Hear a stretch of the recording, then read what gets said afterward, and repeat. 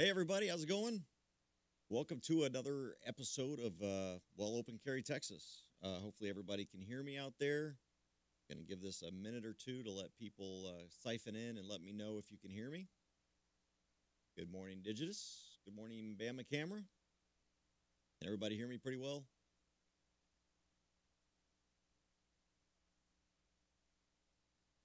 Make sure everybody can hear me here.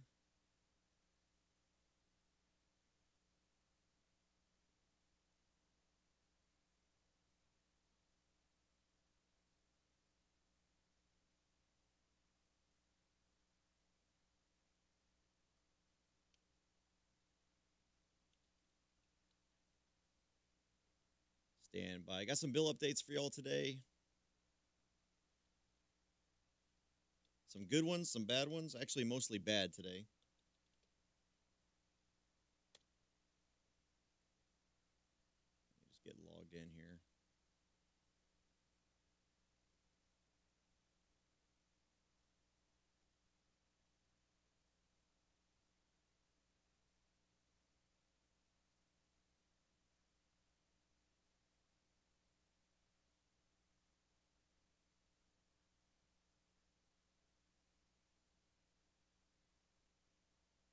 All right.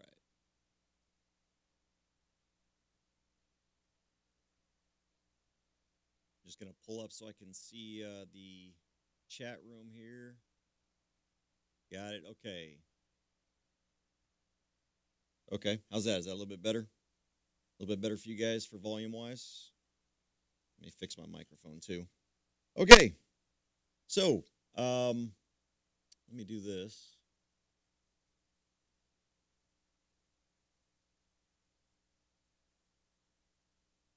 Put a split screen up here.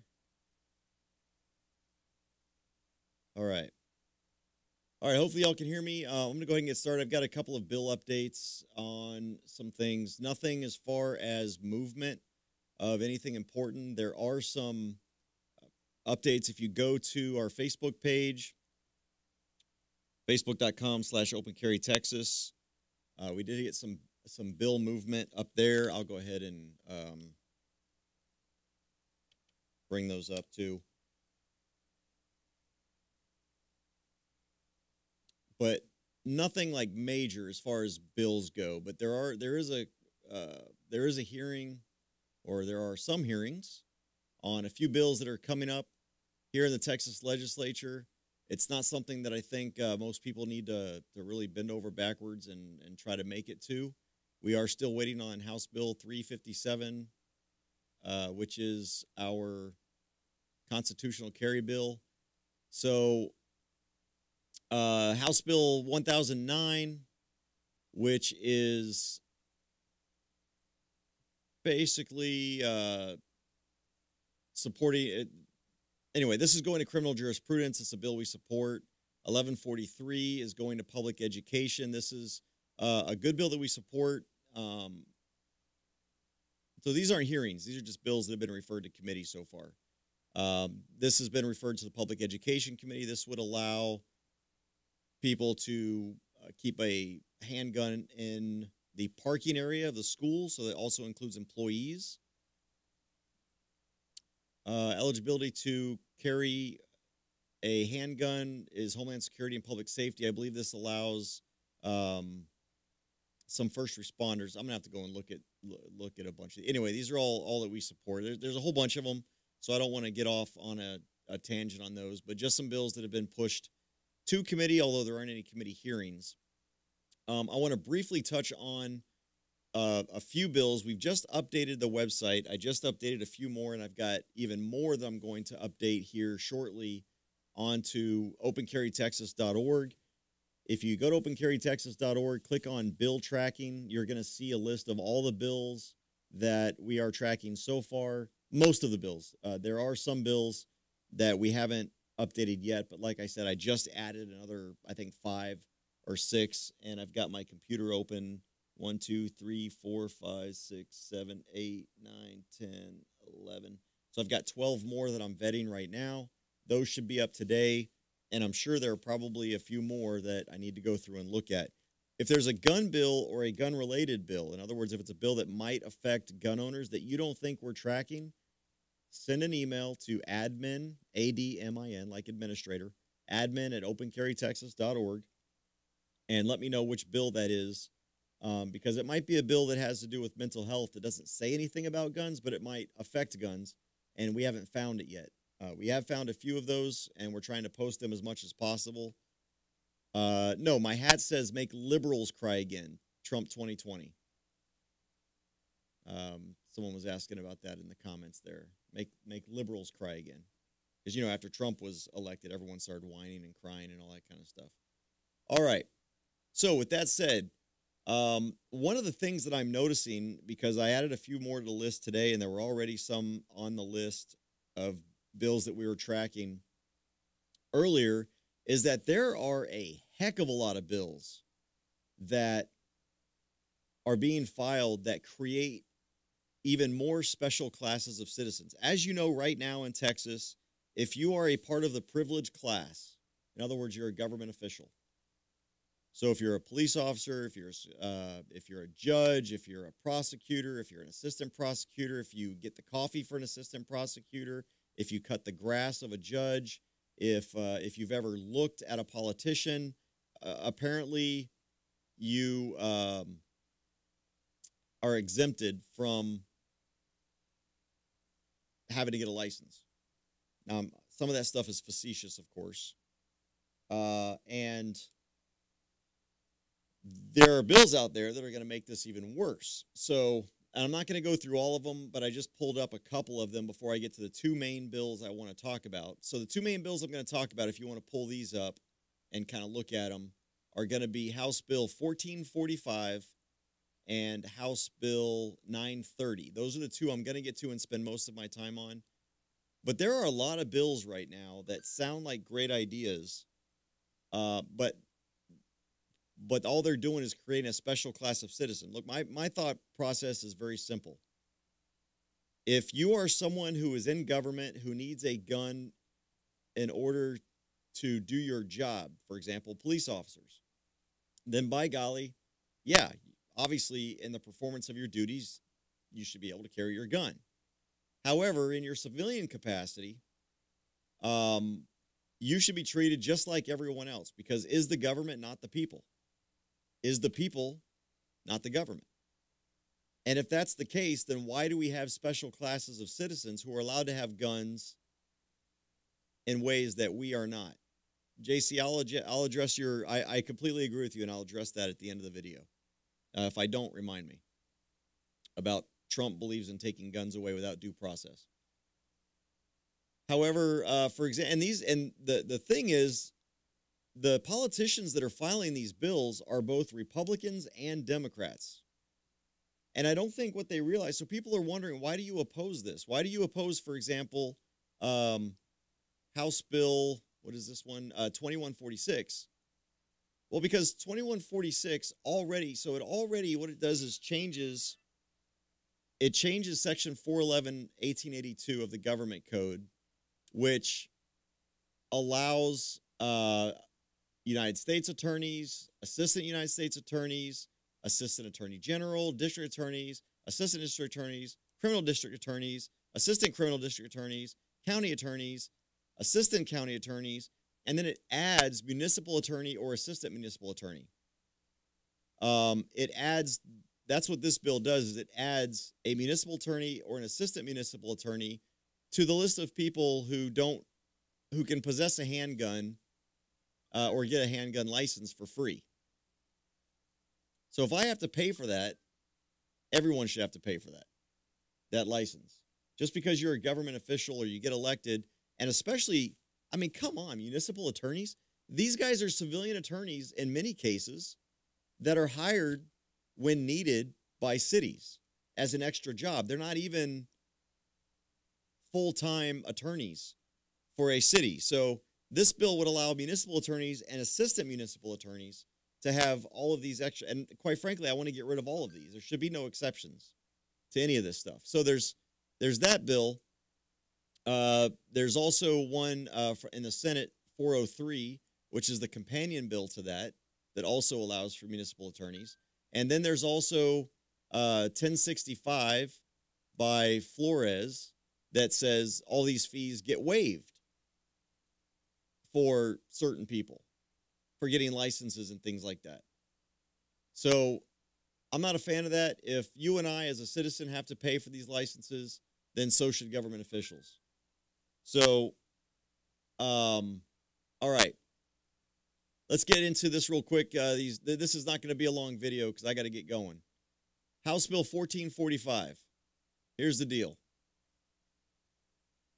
Unlawful carrying of a firearm while intoxicated. This sounds great. This sounds like a great bill. I mean, if you're drinking alcohol and you're intoxicated, you shouldn't be around any deadly weapon. You shouldn't be operating heavy machinery. There's a lot of stuff you should not be doing if you're intoxicated. And Texas law already says that if you're intoxicated, you're not supposed to be carrying a firearm, right? So what this does is it amends the law even further. This is by Rosenthal, Representative Rosenthal. A person commits an offense if while intoxicated, the person carries a firearm, including a handgun or long gun, in a public place. So even if you were in your garage, even if you were on your lawn, and it makes it a Class A misdemeanor. But look, I don't even want to get into whether or not because it's already law right now. I'm not exactly sure why they're redefining it again. But here's the part that this is why I oppose this bill. This is why everyone should oppose this bill. Now the good thing is what this bill does do, because there's one good thing about this bill. What it does do is it actually defines intoxicated as what the meaning is in Section 49, whereas right now the law just says intoxicated, but it doesn't give a definition of it. And so some officers have used that lack of a definition in the law to basically just say you're intoxicated if you have a beer or something. So that's the only good thing that this does. But this is the part that absolutely floors the hell out of me. Section C. This is Section 1, but it's 46025. Section C adds this right here. This section does not apply. What section? The section about carrying a firearm while intoxicated, right? This section does not apply to a special investigator under Article 2.122 of the Code of Criminal Procedures, so first of all, apparently a special investigator under Article 2.122 is more capable of carrying a firearm while intoxicated than any of you or me or anyone else. Why is a special investigator, what makes him so different that if he's intoxicated, he or she can carry a firearm, but you and I cannot? But it goes on, by the way. It doesn't just want to exempt special prosecutors. It also exempts a peace officer. Now, some of you might be saying, but CJ, what if it's his duty to be drunk and carry a firearm? This section does not apply to a peace officer regardless of whether the special investigator or peace officer is engaged in the actual discharge of the investigator's or officer's duty while carrying the firearm. So an officer or a special investigator who is off duty, not doing their job, who is out drinking on a Friday night during his time off. Oh, I'm sorry. Is it that bad? I'll try to be a little more. So if an officer or a special investigator even is not even on duty, and they're intoxicated, magically, they are somehow more capable of being able to have a firearm than you and I. Now, we have to recognize one of two things. Either no one is capable or should be trusted with carrying a firearm while they're drinking or intoxicated, or everyone is capable. I mean, do the police academies have some special training? Do they go through a block of instruction on how to carry a firearm responsibly and safely while intoxicated? Is that why peace officers and special investigators have an exemption under Representative Rosenthal's bill? This is absolutely bonkers. What makes a police officer somehow better capable of handling a firearm if he is intoxicated than everyone else? I don't get it. I really don't get it. So this drives me absolutely bonkers that, one, we're creating this law because it's not needed. We already have this law except for Section E, which actually defines intoxicated. But the fact that somehow peace officers and special investigators are a special category of person, that they're somehow Superman, and just because they're intoxicated, they're somehow better people when it comes to carrying a firearm. I mean, do you trust a drunk peace officer with a firearm any more or less than you trust a regular drunk person with a firearm?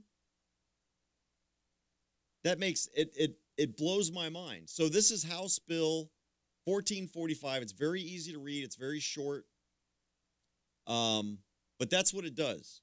It creates an exemption allowing peace officers and special investigators to get themselves hammered, fall down drunk, and carry a firearm. And, there's no consequences, by the way, for doing that.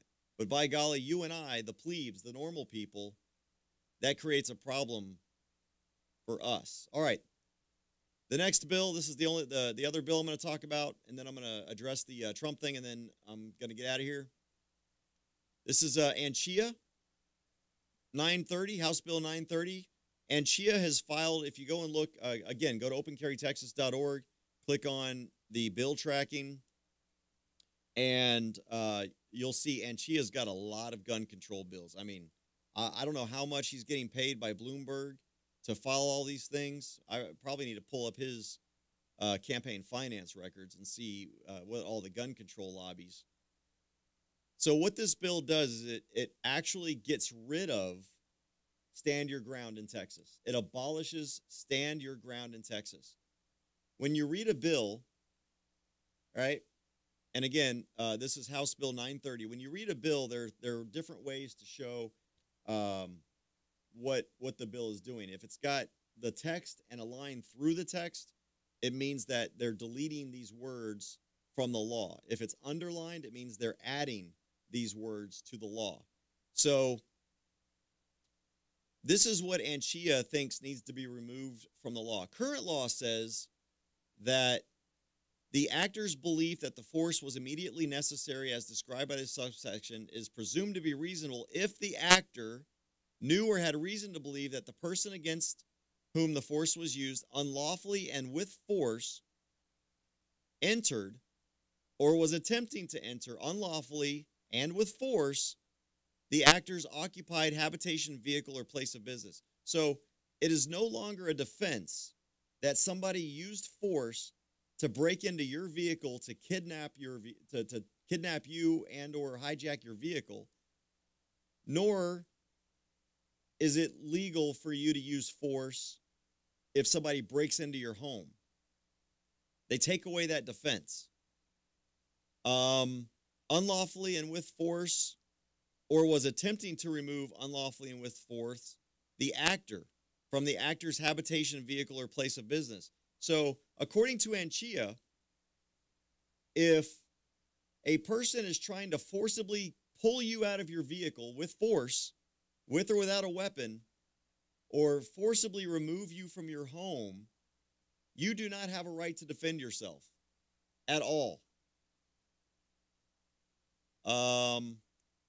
Or was committing or attempting to commit aggravated kidnapping, murder, sexual assault, aggravated sexual assault, robbery, or aggravated assault. Good night, people. You have no right to defend yourself. I can't believe that we have a representative in Texas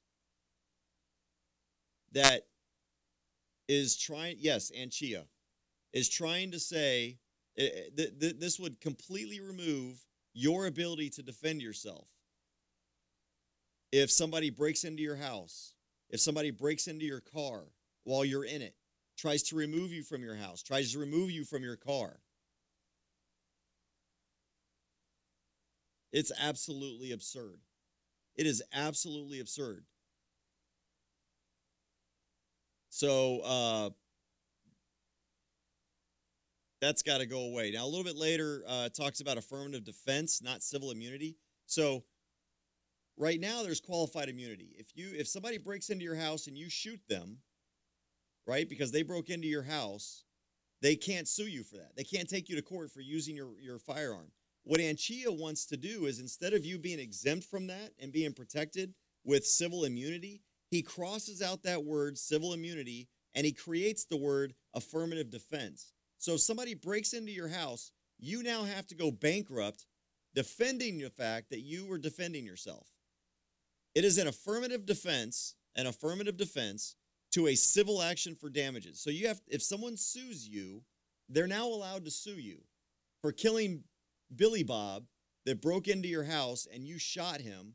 And now Anchia thinks that the family can now sue you. Now it's a defense, but right now as it stands, if you break into my house and I shoot you, that family can't sue me. I've got immunity, just like the cops do. But what this does is it allows families to sue you. Now, this is why we recommend self-defense fund anyway, because let's just say that, and this isn't going to see the light of day. There's no way in hell this is going to get passed, because it's not going to pass the Republican House and the Republican State Senate, and it's definitely not going to pass Abbott. But it is an affirmative defense to a civil action for damages for personal injury that the defendant at the time the cause arose was justified in using deadly force. So there's your two bills today. These are things that we are going to fight aggressively. I don't think we have that. This is why I don't think even when these come up for a hearing, we aren't going to really need a lot of people coming down there, because these aren't going to go anywhere. But just to show you where Representative Anchia's head is, Anchia thinks that criminals should have more rights than you and I have as law-abiding citizens and gun owners who just want to protect our rights or protect our families or protect our property. So that's House Bill 930. These are the kinds of things that are being filed in our Texas legislature. We are tracking as many of these as we possibly can. Again, go to opencarrytexas.org. Leave us a donation. We can use your help getting down there. Gas and parking is expensive. But there's a lot to... This is the first legislative session since Open Carry Texas was founded where, at least so far, there are more anti-gun bills filed than pro-gun bills. So there's a lot more of a fight against things this year than there is for things. So we can always use your help. And then also go to opencarrytexas.org. Click on the bill tracking. If there's something that you don't see that we're tracking, that we should be tracking, let us know. We probably are. We just haven't put it up on the website yet, because like I said, I've got about a dozen or so bills still on my laptop. I don't know if you can see it. Well, I don't know if you can really see it in the camera, but all my tabs that I've got up right now that we're still trying to vet to see if we're for or against. All right. JC remarked about Trump being against due process, and I completely agree with you. And I want to say, first of all, I do this podcast after I do my radio show before I leave the studio, because it's convenient. It's a quick way for me to get stuff out. And so this is the only person I have ever bought campaign gear or political stuff on is President Trump. And the only reason I do is because it absolutely annoys the left.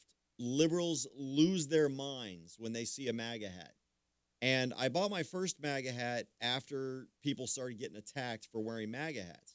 And I thought, okay, let's see if they're going to do the same thing to me, uh, a guy who's carrying a gun. Let's see if someone knocks my hat off my head. I support most of Trump's policies, and this is just me personally. It has nothing to do with Open Carry Texas. I don't support where he is on guns. He says he's great on guns, but so far he has done nothing at all to expand gun rights. However, what he has done is expressed support for infringing on the rights of people who already have guns through violations of due process. He's already said, take the guns, due process later. So he's shown support for red flag laws. And by the way, a Republican is the sponsor of the red flag laws in the Senate. All right? A Republican is. Trump, hey, you know what? Here's what's going to piss some people off. President Obama did more for gun rights in his first 2 years than President Trump has in the same amount of time. Obama got rid of the prohibitions of carrying into national parks and Amtrak. That was during the Obama administration. You know what Trump has done for or against gun rights? He's passed or allowed a ban on bump stocks in the ATF, an unconstitutional ban. So let that sink in. All right. Now he said he's going to stop and I'm going to block any, gun control proposals, but yet here's the bump stock ban is in there. He just created in a matter of days, he just created a whole bunch of felons out there out of thin air. So I don't think that Trump is very pro-gun. I support a lot of his political policies. I don't necessarily support him as a person, but the reason that I wear MAGA hats is because it triggers the left, and I'll be damned if they're going to mess with me for wearing a MAGA hat. And I think it's funny. I think it's funny that just wearing a hat sends people into such a tizzy. So I'm doing my part for society. So I'm not a full-blood Trumper. I'm not a never Trumper either. I look at the whole person. As a person, I don't think he's a good person at all. But his policies and what he's done for America, I largely support. I wasn't a Trump supporter. I've come around, but I do not support his gun control agenda. So, all right. Those are the bills. That's what I wanted to bring up to you today. I appreciate y'all listening. I meant to give you the call-in number, but today I'm not going to take calls because I've got to get going. Go to opencarrytexas.org. Someone says, hey, how do I become a member? We don't have an official membership right now in Open Carry Texas, but the way that you can support us is very simple. Go to opencarrytexas.org, sign up for our email list so that you can be made aware of what we're doing and when we're doing it, and if we need your help with anything. So go to opencarrytexas.org, sign up for our email list, and also click that donate button. Become a high-caliber donor. It doesn't take much. We don't have a formal membership, although we are trying to work on a membership. We're trying to figure out what that would look like. But, if you're a 223 kind of guy, donate $2.23. Sign up to donate $2.23 a month. A 5.56, $5.56 a month. 7.62, $7.62 a month. Hey, if you really like us, 30-6, donate $30.06 a month. Or just make a one-time donation. That always helps. And what that pays for, nobody in Open Carry Texas is paid. I'm not paid. Rick isn't paid. David isn't paid. That money goes towards, of course, running our website and all the insurances and all that kind of stuff that we have to do. But it also pays for our fuel and our food. And every now and then when a bill lasts deep into the night, especially around late May, June timeframe, it pays for a hotel room if we have to be there till 2 a.m. So that's where your money goes. Go to opencarrytexas.org to do that. And there you go. That's how you become a member, kind of, essentially. I mean, we don't have a formal membership. It's more of a support base. You can join our social media, of course. And there you go. Hey, if you're a 120 millimeter smoothbore type, I'll take $120 a month. That'll definitely go a long way to our mission. Absolutely. Or you know what? Even just $1.20. if you're a 120 millimeter smoothbore type guy. $1.20 a month. You know, if everyone on our Facebook page, we have over 40,000 people. If everyone on our Facebook page was just a 223 donor, $2.23 donor, each month, I mean, that's barely a soda. We could do so much more than we do right now. Not only could we do more during the legislative session, but between legislative sessions, making sure we help get politicians elected, we could do so much more as well. And you can do all that donation at opencarrytexas.org. Click on the donate link or just PayPal to admin, ADMIN, at opencarrytexas.org, admin at opencarrytexas.org. Thank you all so much for your support. Thanks for everything that you do to make Open Carry Texas successful. Take care. Be safe.